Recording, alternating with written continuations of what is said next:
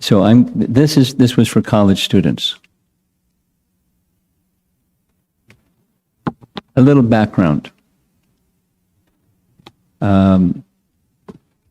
Today I met a young American who's been involved in Krishna consciousness for some time, but I met him for the first time. Somebody that Pratibha knows. So he asked a question and said, "When did you understand that you wanted to be initiated?" And I said it wasn't really a decision about being initiated, because I was full-time involved in the Hare Krishna movement for a year, and up to here in service, temple commander and Sankirtan leader in my first year. And Prabhupada came to visit our temple in New York, and I was running around and doing stuff, and it was time for initiation. Ran upstairs, went to the temple room, sat down, got initiated, went back, and was running around and doing stuff. It was just part of being dedicated to Prabhupada. So what helped me become dedicated to Prabhupada? I said, that's the real question. And a short answer, I gave him a little medium answer, but a really short one was a sense of gratitude that there was a particular experience, but the experience was my life had been completely redirected because, like you heard Anuttama describe earlier today, Prabhupada at the age of 70 got on a boat, crossed the ocean, risked his life for unknown people like me. He didn't have to do that. Like, physicians risk their life regularly going into places where there's disease and so forth and so on. But people risk their lives for the sake of unknown people, because that's their heart. And Prabhupada's was not just a temporary, but a permanent.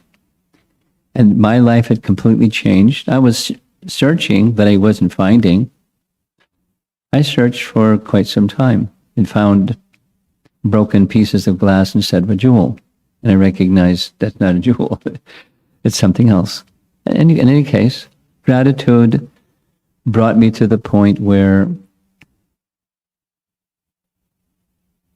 I wanted to give back. And so my reaching out to college students has been that gesture. Just giving back. And how much can you give back? It's never finished. So this is a presentation for college students in the Boston area. Because of the pandemic, students from MIT and Brandeis University and Northeastern University have regular gatherings every Thursday evening. When classes resume, it's going to be back to normal, and without going into numbers, it's a good number of students from those three universities, probably 60, 70 students total. So they had a whole menu of things that they wanted to talk about. They put it in the suggestion box, and this is the one that I drew for my Thursday evening. And so that's what this is. But it's relevant, as we were discussing.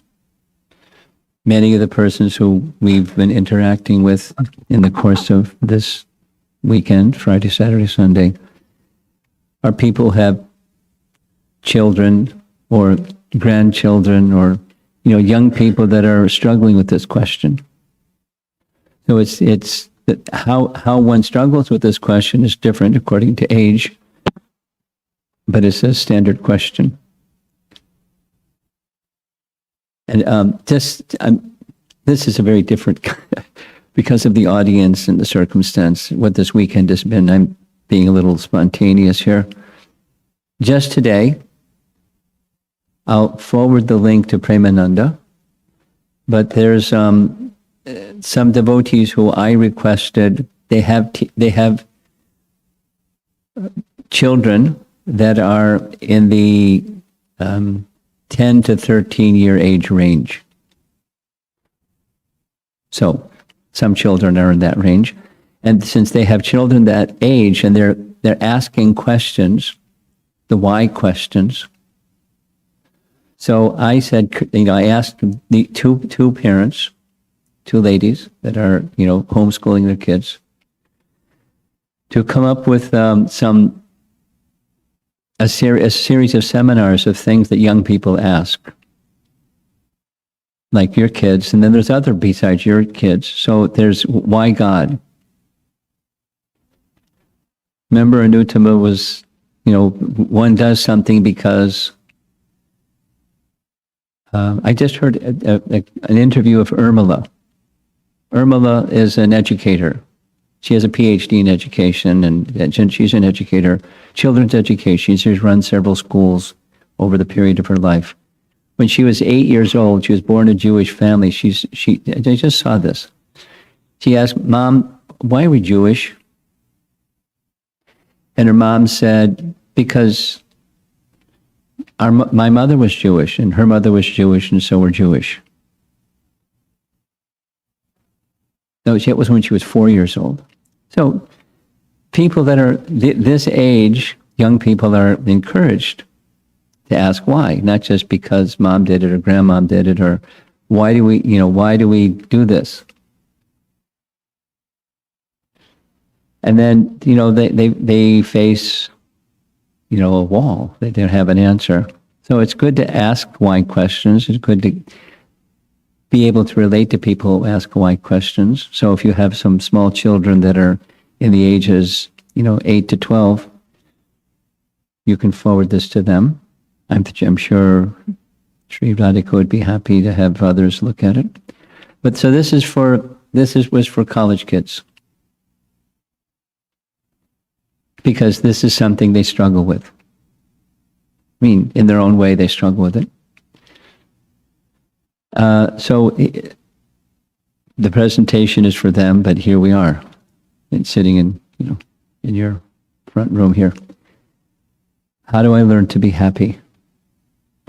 So I don't know if you know what this means, but young people know what this means. There's a movie called The Matrix. I've not seen it, but I've heard about it.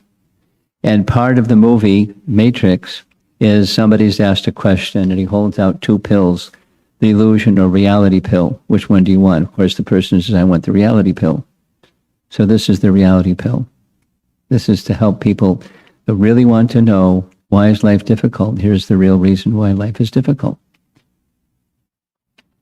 And how to find happiness. Here's a little pyramid or a triangle. And it's a holistic picture of who we are. First is, why is life difficult? And what's life? And who are we? So the inner triangle or pyramid is the spiritual part of our existence. And I mentioned it quickly during the discussion today. The Atma, this is not what I would say to the college kids, but I'm saying to you, to all of you. The Atma the word Atma has different meanings depending upon context. It can mean the body, it can mean the mind. More commonly, it means the soul, and it can even mean the Supreme Soul, depending upon context. So that's who we are. We're a spiritual entity, but we also have these other components, mental, intellectual, and bodily. And then inside, in that little skinny guy, that's us. That's the driving force of who we are. And in order to understand why life is difficult, we have to understand who we are. There was another question when I was meeting these young people today, Western people. This same fellow said, if there's one thing that you would like people to know about Prabhupada, what would that be? One thing. And I said, who are you? Prabhupada wanted people to know who they are. Now, many people think they're the body, and other people think they're the mind, and other people think they're smart. They're very intelligent. But those are coverings, or the subtle body, gross body covers the soul, but the composite makes the holistic picture of who we are. And if we don't know who we are, then the real cause for why life is difficult is the illusory energy called Maya. And this is a nice artist's rendering of Maya. There she is, Maya Devi. And she moves through those three modes of nature, goodness, passion, ignorance, and the three deities of goodness, passion, and ignorance are shown. Down in the lower left corner is a child still within the womb, it looks like. And then there's the totality of everything. So Maya has got us covered. The illusory conception of who we're not makes life difficult. If you can remove that illusory conception, then you can find out who you are. And when you find out who you are, there's real happiness. But if you don't find out who you are, and you're ruled by the illusory conception of life, life is difficult. No, for this audience, Daivhiye Gunamayi Mama Maya Durachaya. Mam Evaye Prapadyante Mayami Tam Tarantite. So this is for college kids to explain the Bhagavad Gita verse in visuals.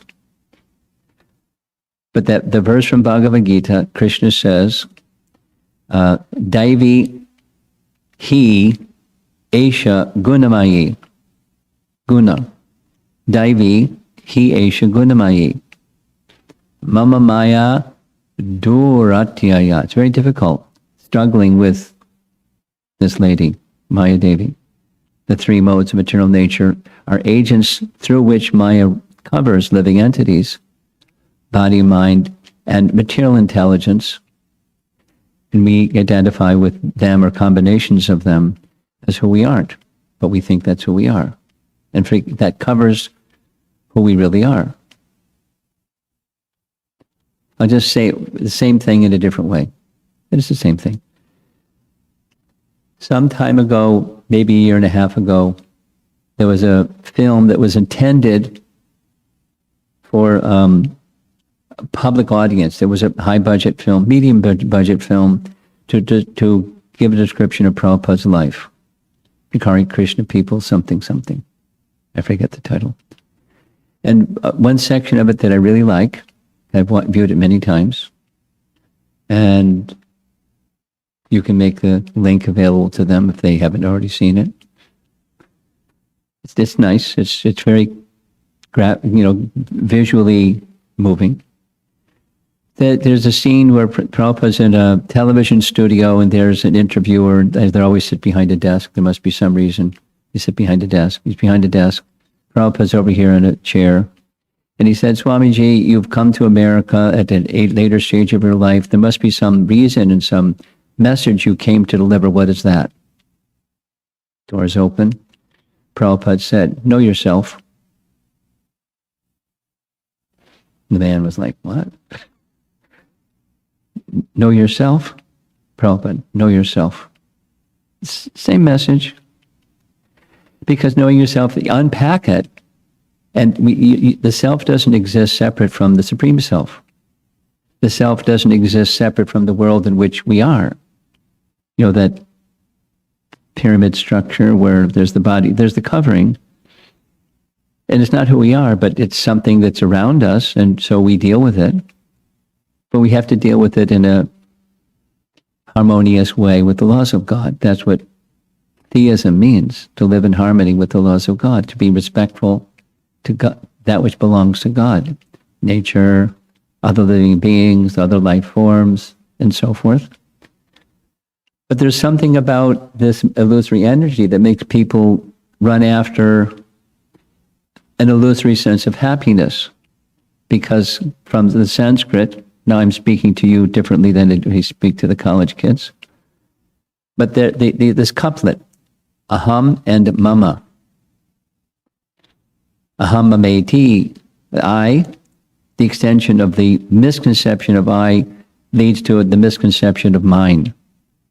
Because mine is the covering of, or the extension of I. Like I'm this body, So what's mine is what's produced from this body.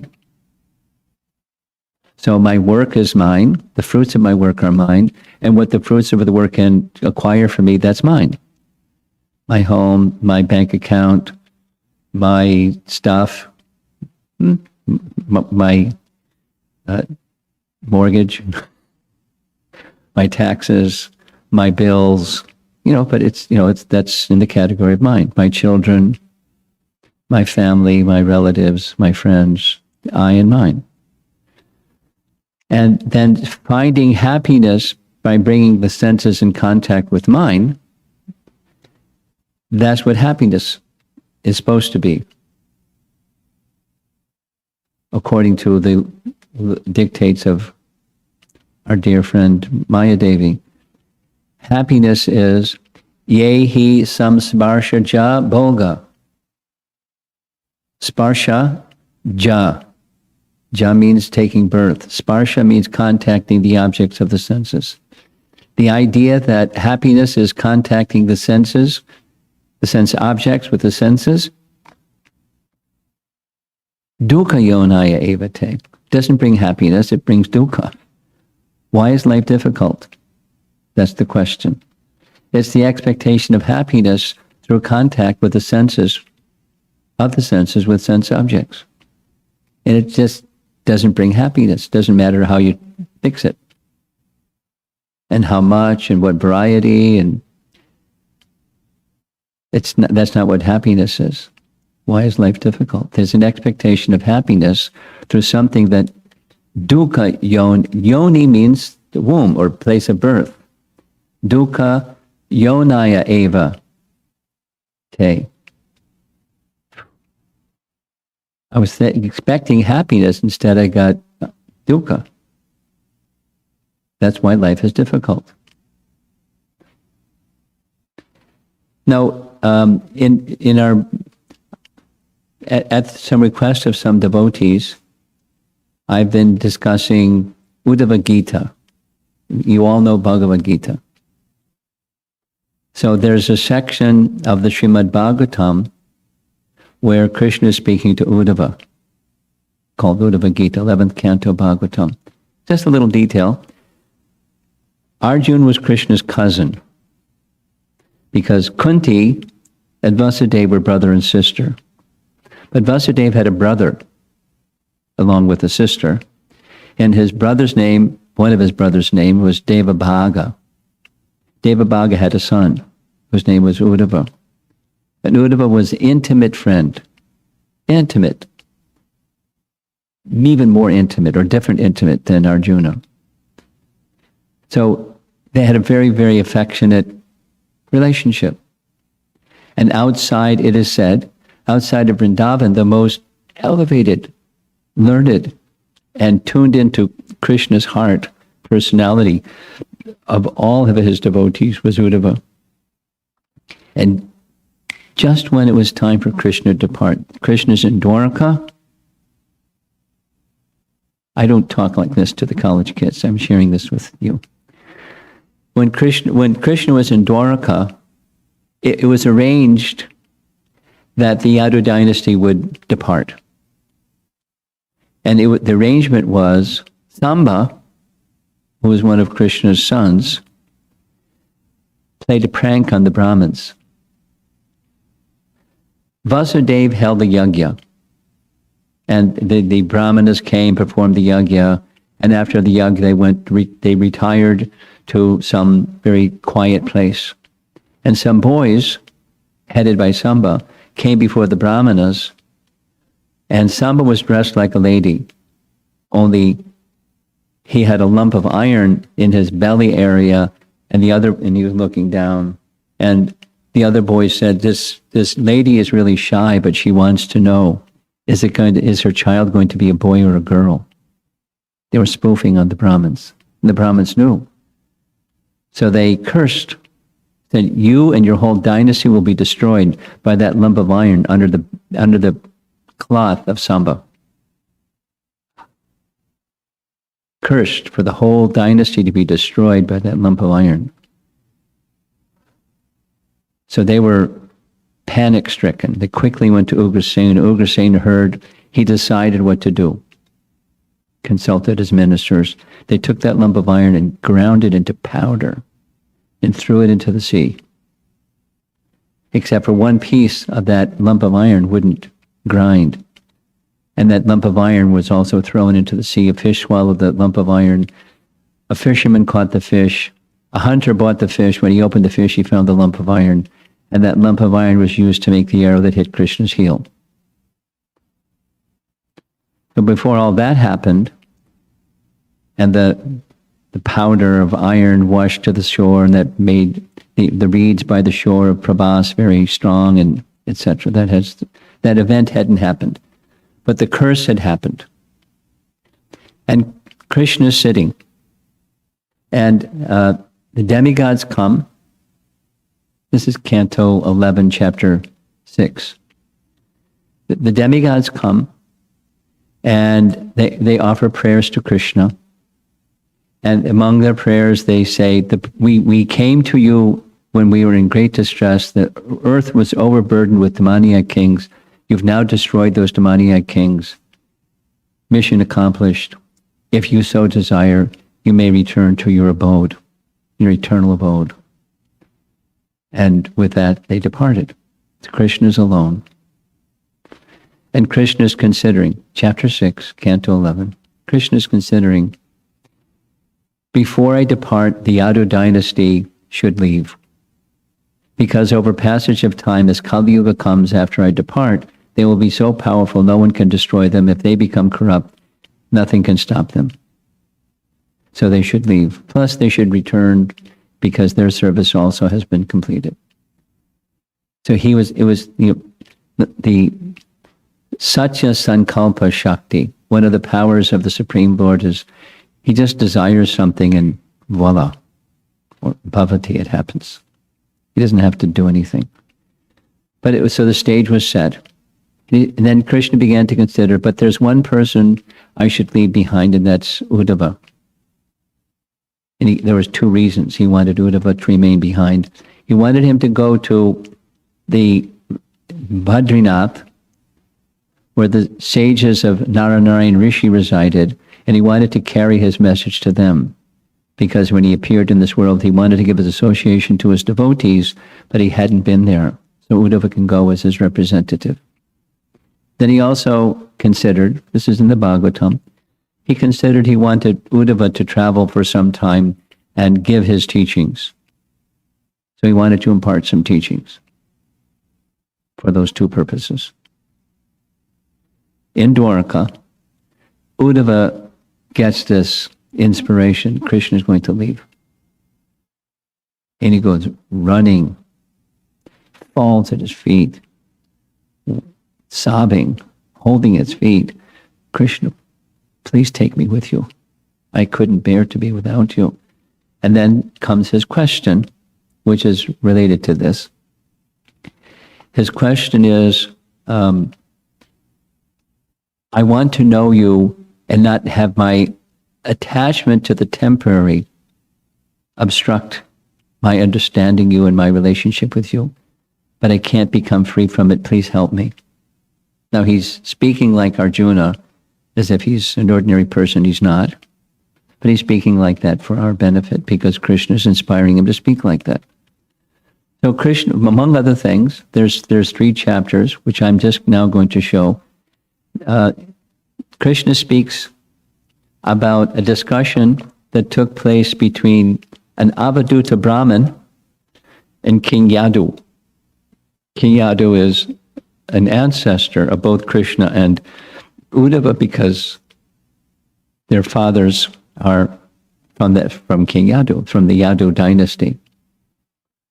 So King Yadu sees an Avaduta Brahmin as he's touring, and he is astonished because this Avaduta Brahmin is very fit and young and handsome and this and that, but totally detached from the world.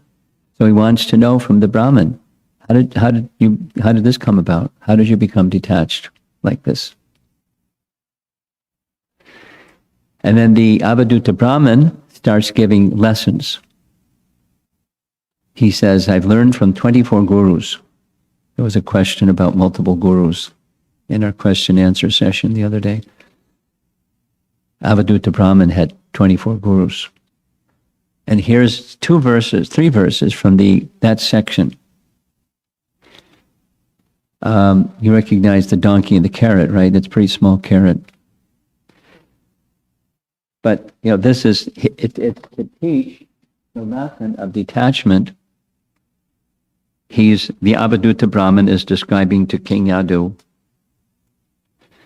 A conditioned soul undergoes great trouble to obtain a little happiness after struggling in material life, which is full of hardship and hypocrisy. One may receive a little sense gratification, but this illusory pleasure in no way offsets the burden of suffering one must bear to obtain it. Now, this is one verse where he's learning from a donkey. One of his gurus is a donkey. There's other ones. There's a bird, and there's the sky, and there's wind, and a fish, and different. One of them is a prostitute. He learns from a prostitute. Different things. Here's another verse from that section, and I like someone helped with the graphics. By the way, a teenager helped with the graphics. Whoops. Having some difficulty. Well, in the image, which will soon show up, in the lower left corner is a sword, and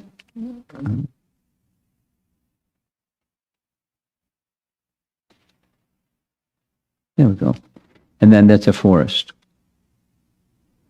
So the sword is meant to cut down the forest of illusion, the forest of material entanglement. There's a verse in the first canto Bhagavatam that speaks the same. But here's the sloka from the same chapter, Uddhava Gita. The network of material desires is created when one falsely thinks that he can establish himself permanently in the material world. This binding network should be cut by the sword of detachment. Otherwise, one will be forced to wander in the illusory network of Maya with no understanding of liberated life on the spiritual platform. So this whole section, 3 chapters worth, it's like over and over again until I get it. Knowledge and detachment, right? Knowledge and detachment. Because without knowledge, what do you have? You have ignorance. A little sharing. Starting in 2010, I started visiting China. There's a reason why, but I started visiting China. And I really like the people in China. One of the things I really like about the people in China is their hearts are very soft. And did you have kirtan here before I came? No. I've had 15 experiences with completely new audiences that did know nothing about nothing. Like yoga studio, they don't know anything about anything. And in the course of the kirtan, at the end, one of the first persons to raise their hand is someone who says, "What just happened?" I was just listening, and tears started to come from my eyes. My whole body was trembling, and I was feeling something inside I've never felt before. What was that? Their hearts are very soft. I mean, the country is hard, but the hearts are very soft. And just the sound, another appreciation, is the sound of Krishna's name has potency. They don't know what it means. They don't know what it means. They don't know who Krishna is or anything. But the sound of Krishna's name moves the heart.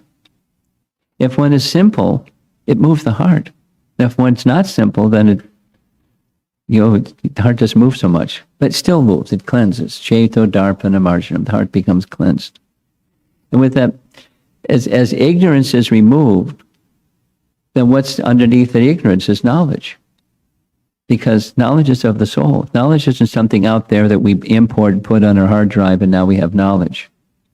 That's material knowledge. But spiritual knowledge is already there. Nitya Siddha, Krishna Prema, Sadhya Kabunoi from Chaitanya Charitamrita. To speak of knowledge, Krishna Prema is already within.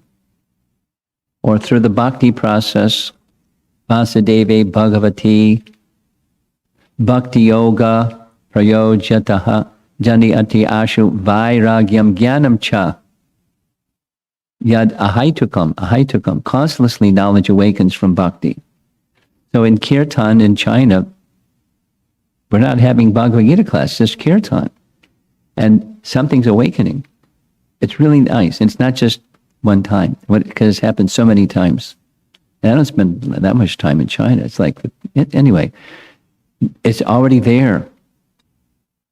But it's covered by attachment. So the sword of detachment, the sword of knowledge, cuts the attachment, and then you can experience stuff properly. You can experience being in this world and of the world, but as a part and parcel of the Supreme Soul, and the world is extension of Him. It's not paraphernalia for my sense enjoyment. It's meant for His service. Consciousness awakens just through sound. It works. It really works. So back to the college kids. Why is life difficult? Or your teenagers, or yourselves. Like we heard, this medical doctor saying we get stressed out too. It's difficult in our professional life. The one doctor came up after, Dr. Barai, that's his name? Dr. Barai. He said, I work a 12-hour day, even on weekends. He was describing what he did before he came to our little gathering. But, he listed the things that he's a very powerful, busy man. And how to be busy with detachment is by attachment to the Supreme, in short. Say it negatively. Without attachment to the Supreme, one will be attached to the temporary. Say it positively. By attachment to the Supreme, one can move about all the temporary and be dutiful, be compassionate, be very thoughtful, be in harmony with God, but not attached.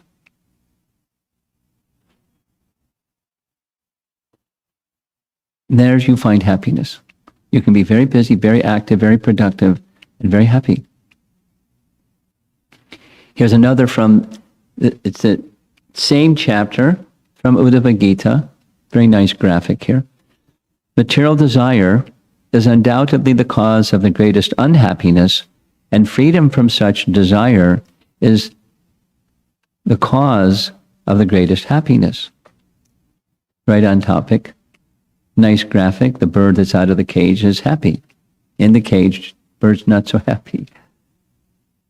A little sharing again because of my visits to China. It's just part of my blood system now. By going to China, I found a lot of people would say they're Buddhist. And I realized they don't really know what Buddhism is. They just say they're Buddhist because my grandmother was Buddhist or something. I don't know. So I started learning about what Buddhism says, in a more serious way than I did before I was visiting China. And here's some building blocks. In Buddha's teaching, real simple. The root cause of suffering is desire. Root cause of suffering is desire. You want to become happy? Become free from desire. How do you become free from desire? You ready? According to Buddhism. To become free from desire by process of meditation and living a life in goodness. So the frame, the incubation chamber is a life of goodness, compassion, nonviolence, etc., charity, Chinese people are very charitable. The incubation chamber of goodness and do meditation. You know the phrase that's very popular these days in America, in Europe also, is mindfulness. It's a Buddhist phrase. Be in the moment. In my college days, it was Be Here Now. It was a book. Be Here Now. Popular book. Richard Alpert, professor from Harvard University, wrote a book, Be Here Now. It was about don't worry about the past, don't live in the future. All there is, it's a teaching of Buddhism. Kshanik Vada Buddhism. Kshanik means just a moment. Vada is doctrine. The doctrine of all there is the moment. The one that's gone is gone. The one that hasn't happened. All there is the moment, and then it's gone. So what's the goal of being in the moment? Or being mindful? Listen carefully. It's to get on the other side of the moment. When you're really good at it, you become really good at meditation. You're really in the moment.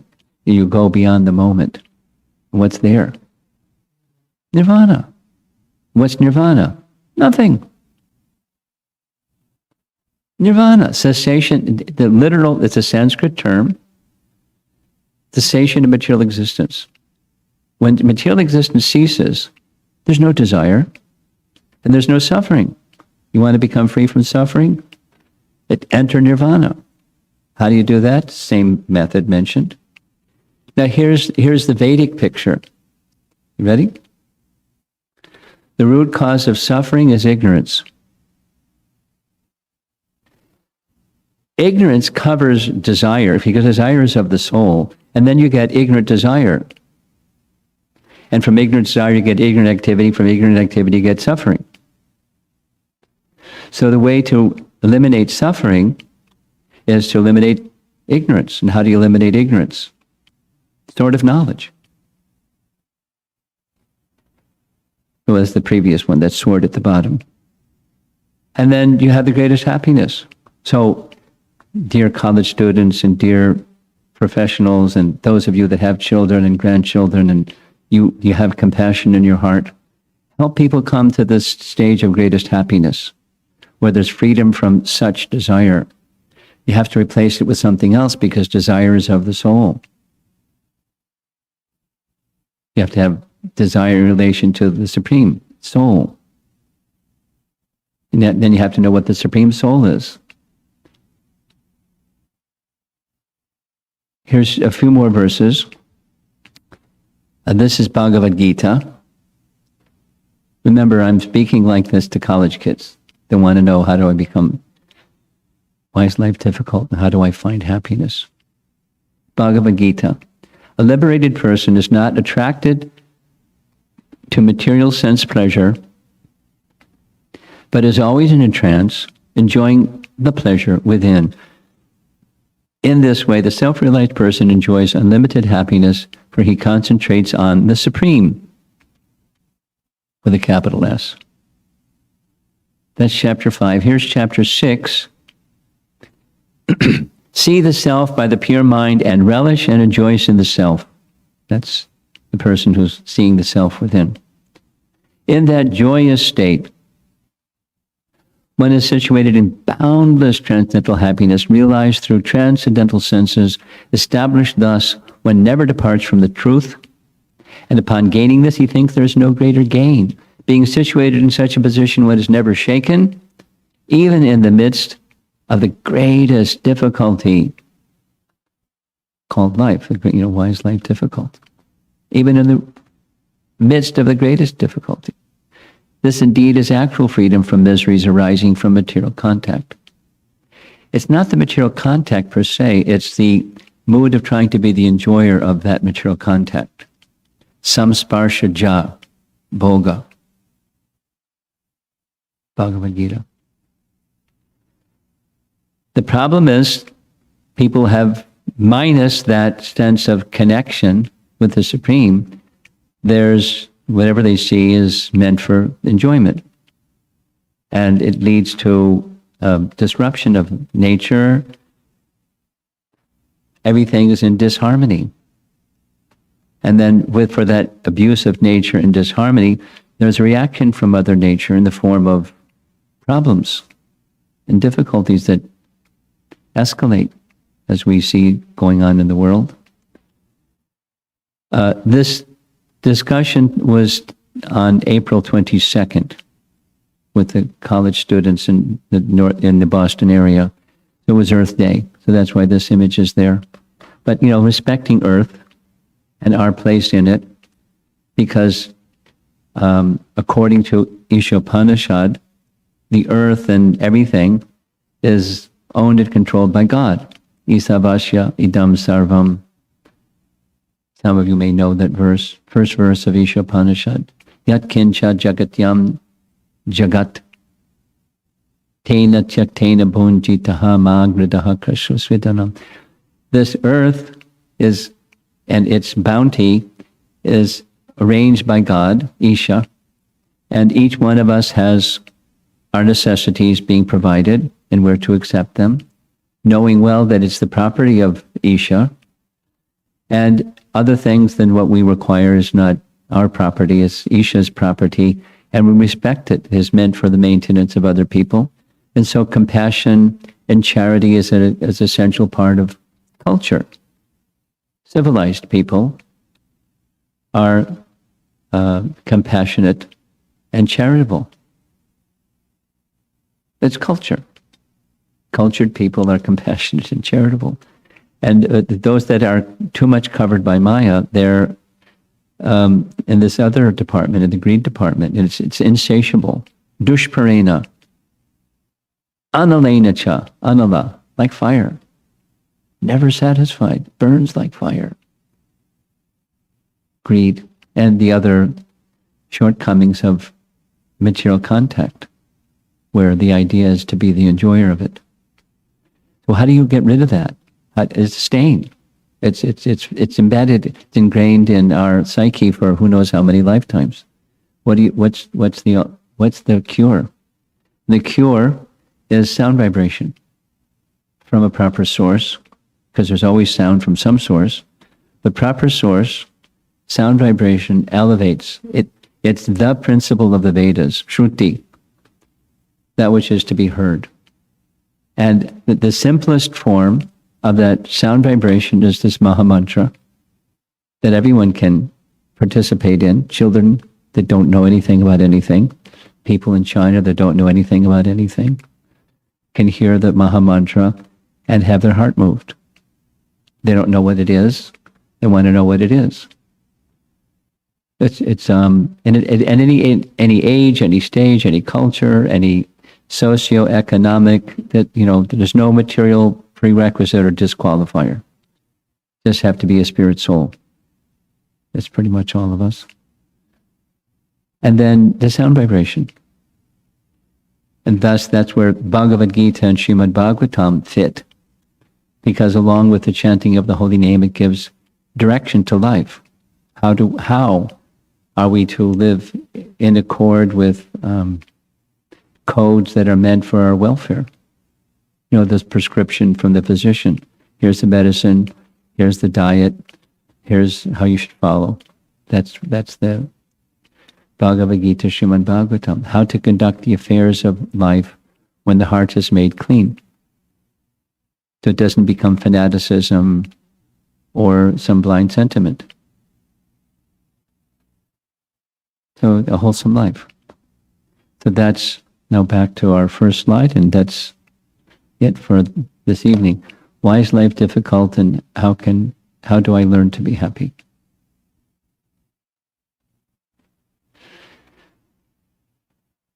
So if you like what you heard, you can give her some credit, and if you don't like, you can give her some blame. Tell her later, though.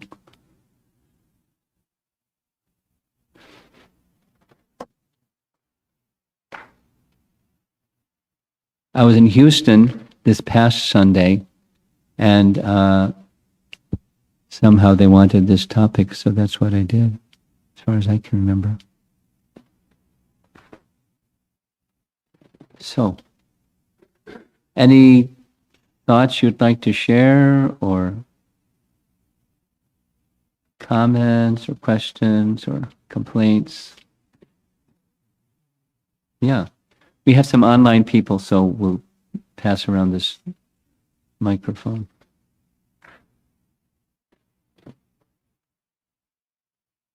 Swamiji, thank you for coming.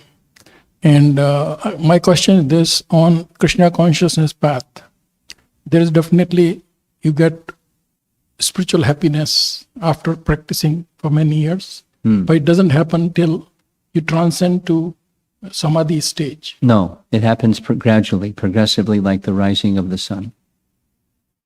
So even before you reach the Oh, stage yes. of samadhi, you, Oh, yes. Chetadarpanamarjanam, from the very beginning. The cheta, consciousness, becomes cleansed. And as consciousness becomes cleansed, there's light. And as light, then there's happiness. It's gradual, like the rising of the sun. yeah, I didn't know that. I thought unless No, you reach to, No. It's not like a on and off switch. okay. It's more like a dimmer switch. My second question is that if you're you're on sattvic mode, that means no anger, lust, or any kind of greed, and you do selfless service of others. Since God, Krishna is there in everybody's heart as Paramatma, isn't that considered bhakti or just Yes. good karma? Well, it can be karma yoga. It's not yet bhakti yoga. No, but it's service to You the want to know God the or no? distinction? Or it's just good karma? It depends. It depends on where.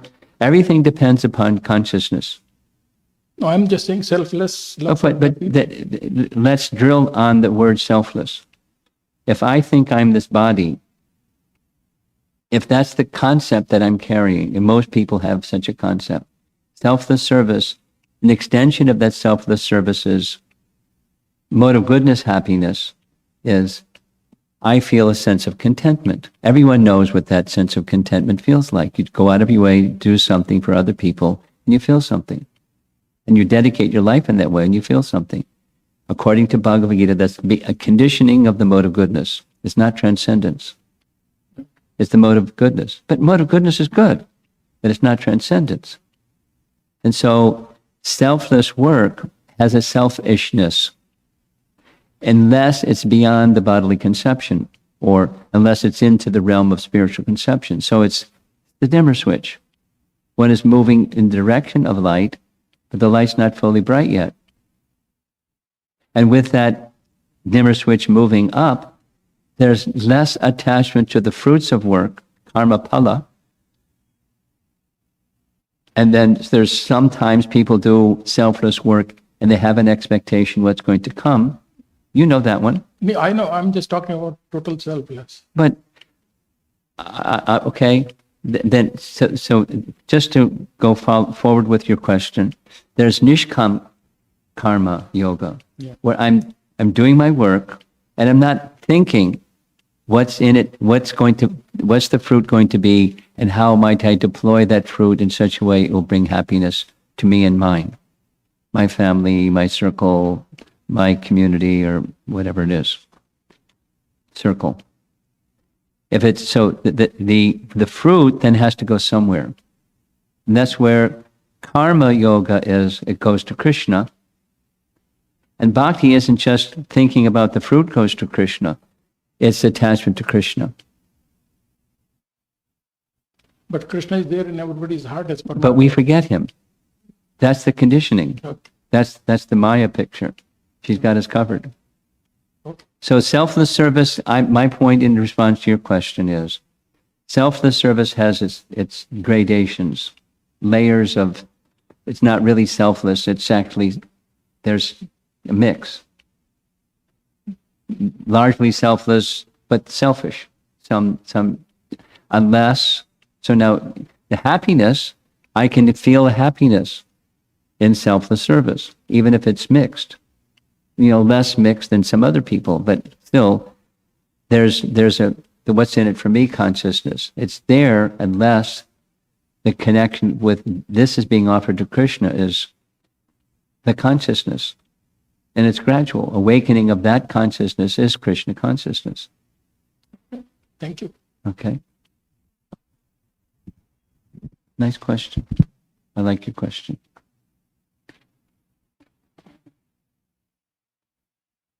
We have a room full of intelligent people. I'm sure there's some thoughtful questions here.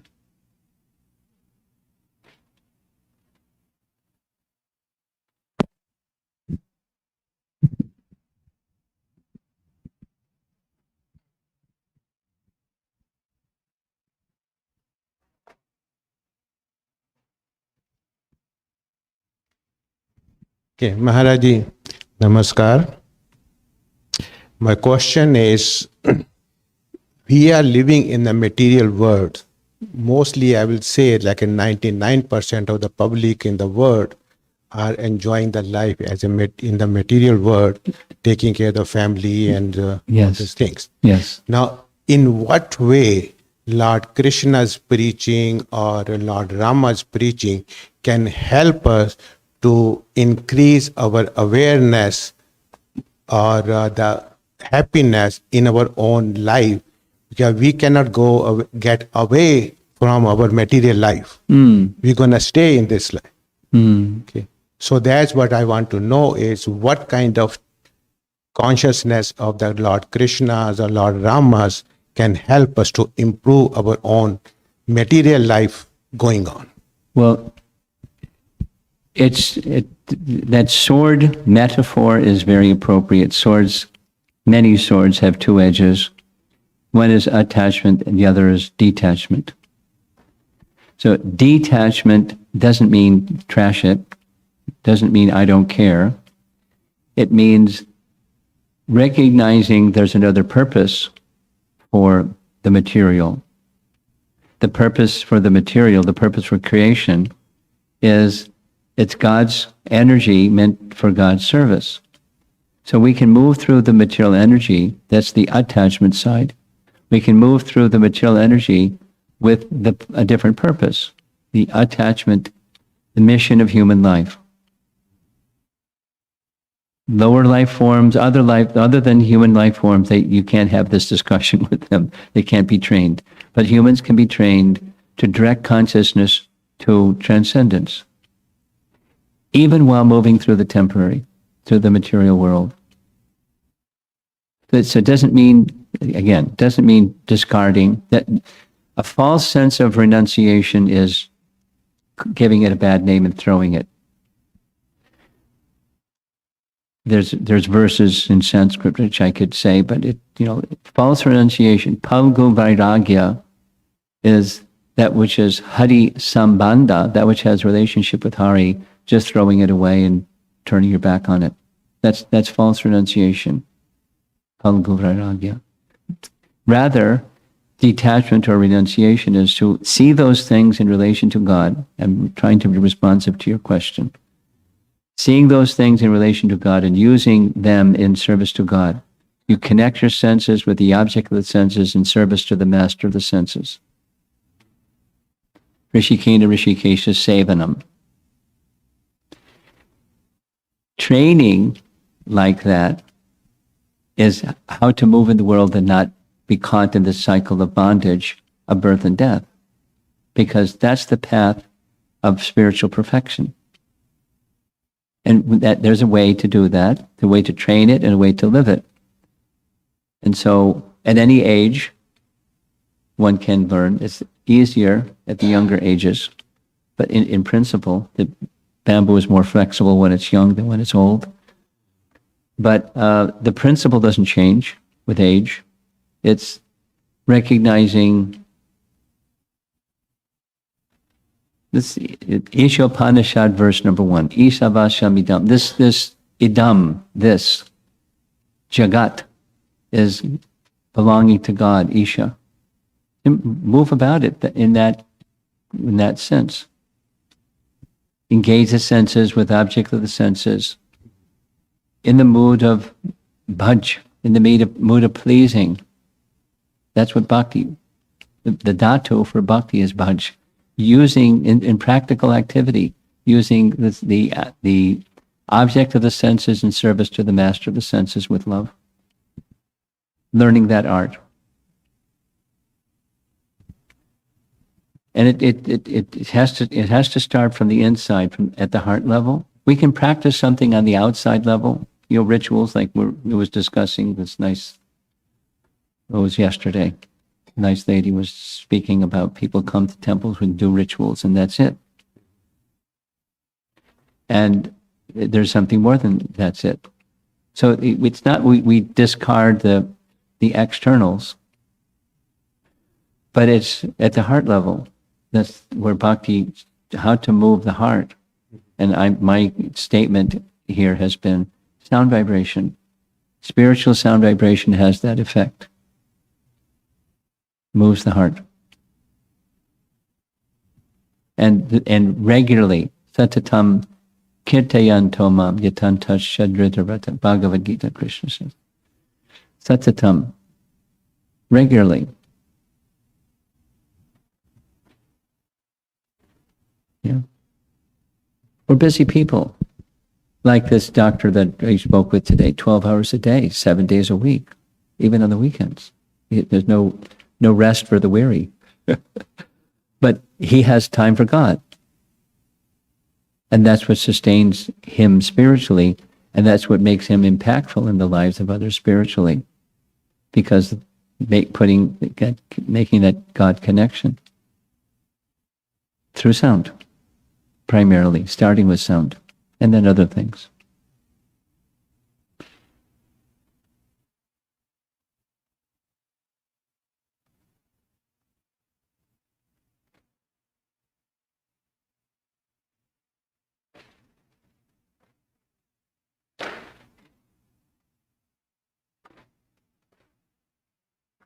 You got to hit the button.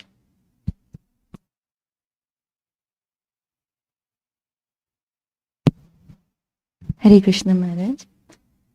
This is a basic question, but it comes up whenever we are discussing, like right now I'm discussing the second chapter with my group of some of the people who are interested. 15th chapter Bhagavad Gita? Second chapter. Third chapter.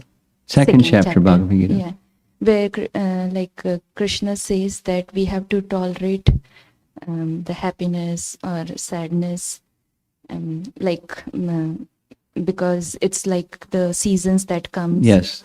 So they are able to comprehend, or they are able to understand we need to tolerate the tough time. But it's hard for them to comprehend that why do we have to tolerate even the happiness?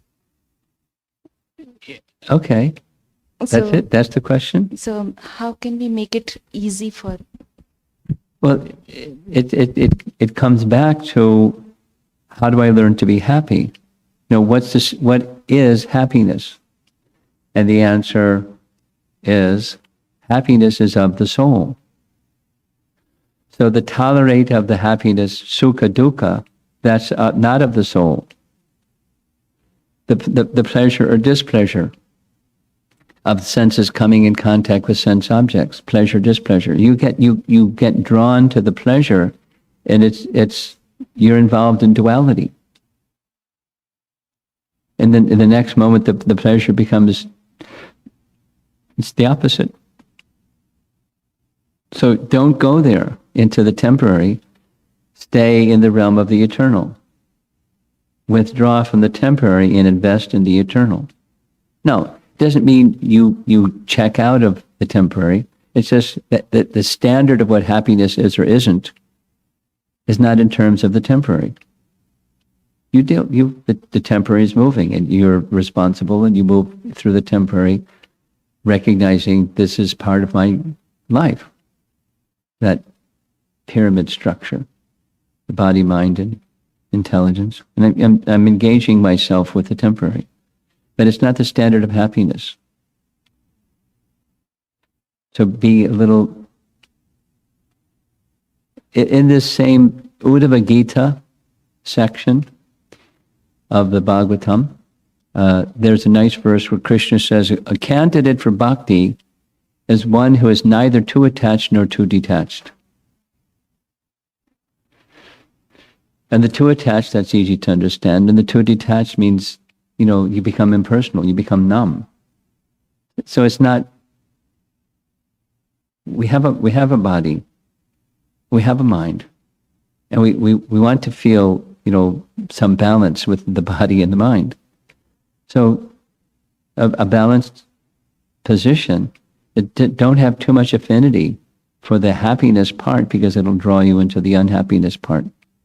You recognize what's what. I mean, the temperature now is really nice. Yesterday was pretty cold. Anyway, so so you dress differently because it's pretty cold, and so on. We respond in a responsible way according to the world around us, but it's not the standard of what our happiness is. Wait a while, and that's going to change.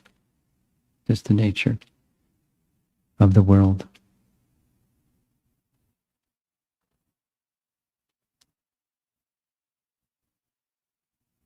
The verse that I quoted, you can take a look at that verse. Ye hi samsparsha ja boga.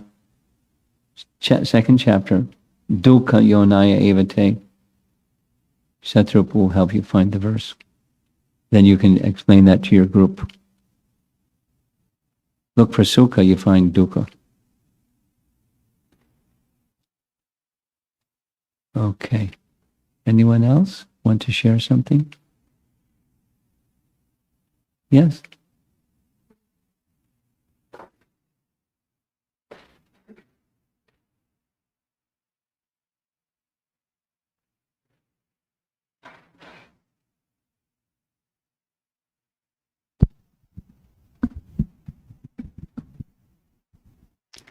So you talk about the sound.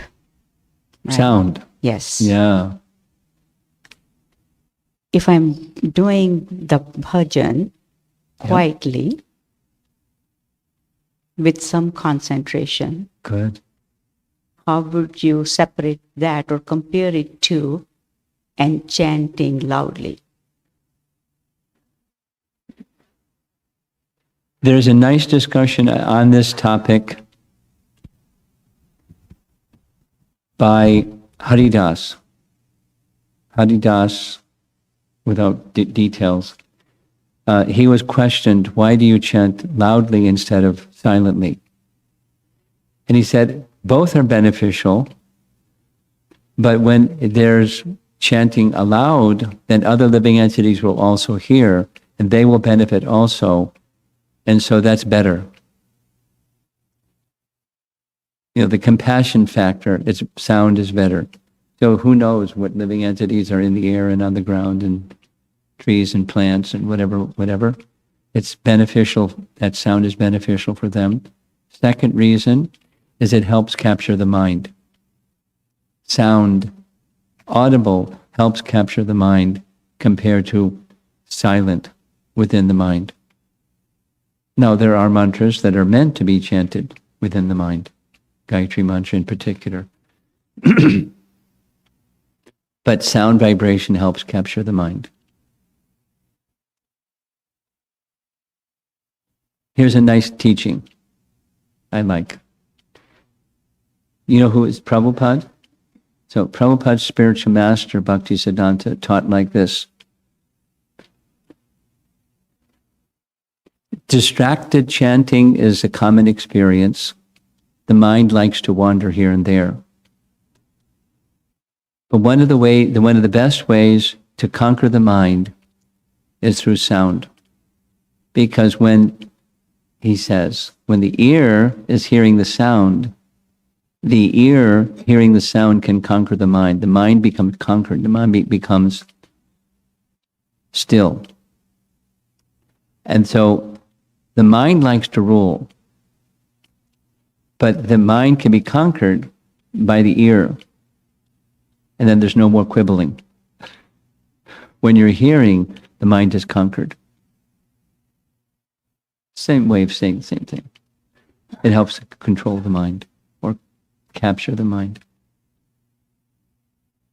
And when there's continuous sound and you're actually hearing the sound, that's samadhi. I mean, that was his question.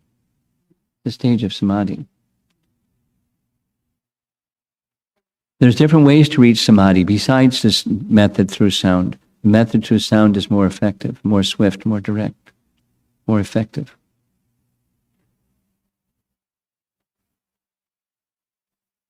Okay. We have some online questions. Should we do that? Sure.